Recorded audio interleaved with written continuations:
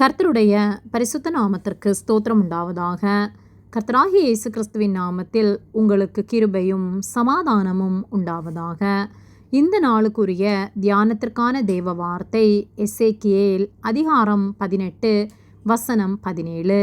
சிறுமையானவனுக்கு நோவுண்டாக்காதபடி தன் கையை விலக்கி வட்டியும் பொலிசையும் வாங்காமலிருந்து என் நியாயங்களின்படி செய்து என் கட்டளைகளில் நடந்தால் அவன் தன் தகப்பனுடைய அக்கிரமத்தின் நிமித்தம் சாகாமல் பிழைக்கவே பிழைப்பான். பிரியமானவர்களே, கர்த்தருடைய பிள்ளைகளாகிய நாம் எந்த மனிதனுக்கும் விரோதமாக எந்த காரியங்களையும் செய்யாதபடிக்கு நாம் அன்புள்ளவர்களாய், நமக்கு தீமை செய்கிறவர்களுக்கும் நன்மை செய்கிறவர்களாய் ஒவ்வொரு நாளும் கர்த்தருடைய வார்த்தைக்கு கீழ்ப்படிந்து வாழ வேண்டும்.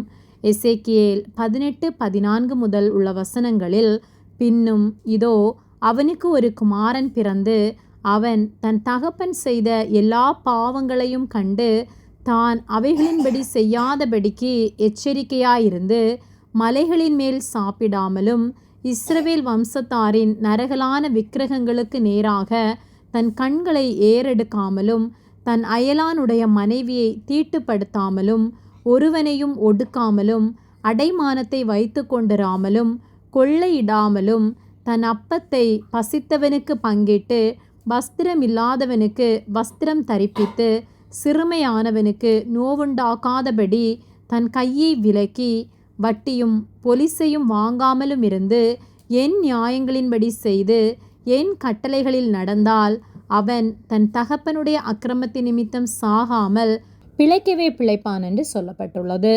நம்முடைய கர்த்தருக்கு பயந்து கர்த்தருடைய வார்த்தைகளுக்கு கீழ்ப்படிந்து அவர் வார்த்தைகளுக்கு செவி கொடுத்து வாழும்போது கர்த்தர் நம்முடைய பாரம்பரிய பாவங்களின்படி நம்மை தண்டியாமல் அவருடைய இரத்தத்தினால் கழுவி நம்மை பாதுகாத்து பரிசுத்தப்படுத்தி நம்மை காத்து வழிநடத்துவார்.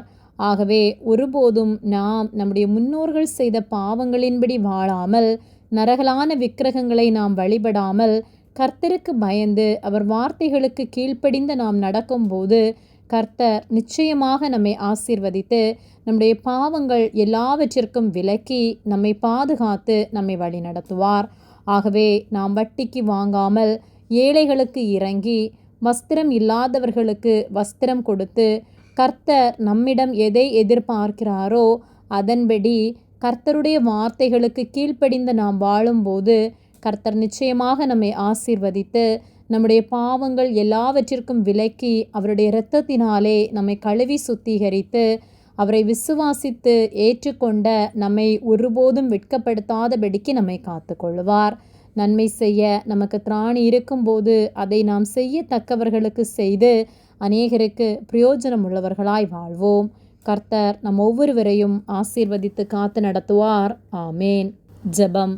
எங்களை அதிகமாக நேசித்து வழிநடத்தி வருகிற எங்கள் அன்பின் பரிசுத்த பிதாவே, இந்த நாளையும் நாங்கள் காணும்படியாக நீர் எங்களுக்கு ஜீவனை தந்த உம்முடைய அன்பிற்காக நாங்கள் உமக்கு நன்றி செலுத்துகின்றோம். நாங்கள் தியானித்த வார்த்தையின்படியே ஒவ்வொரு நாளும் நாங்கள் உமக்கு உண்மை உள்ளவர்களாய் உம்முடைய வார்த்தைகளுக்கு கீழ்ப்படிந்து நீர் அருவருக்கிற எந்த காரியங்களையும் நாங்கள் செய்யாதபடிக்கு வாழ நீர் எங்களுக்கு உதவி செய்யும்படியாய் ஜெபிக்கின்றோம். எங்களோடு கூட நீர் இருந்து நாங்கள் நடக்க வேண்டிய வழியை எங்களுக்கு போதிப்பதற்காக நன்றி செலுத்துகின்றோம். எங்களை உம்முடைய கரத்திலே ஒப்பு கொடுக்கின்றோம்.